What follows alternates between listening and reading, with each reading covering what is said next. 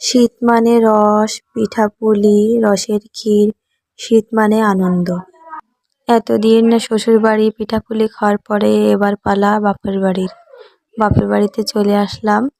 এসে আম্মু পিঠা বানাচ্ছে, পুলি পিঠা, ভাজা পুলি, রসের ক্ষীর, তালের শাঁস, মটরশুঁটি, তালের শাঁস, আরো কত কিছু। বিয়ের পর এখন অপেক্ষায় থাকি কবে বাবার বাড়ি যাব। বোনেরা এক জায়গায় হব, আনন্দ করব। বাবার বাড়িতে আসার কথা মনে পড়লে এমনিতেই তো আনন্দ লাগে, তারপর বোনেরা একসাথে থাকলে, এক জায়গায় আসলে আরো বেশি আনন্দ লাগে। এই যে দেখুন, আমার মেজো বোন তালের শাঁস ওঠাচ্ছে, আর একটা বোনের মেয়ে এই যে বের করতেছে শাঁস, আর আমি ভিডিও করতেছি।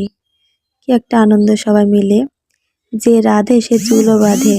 এই যে আমি নারকেল ভাঙলাম, নারকেলে পানি বের করলাম, তারপরে আমরা কত আনন্দ করতেছি এখানে।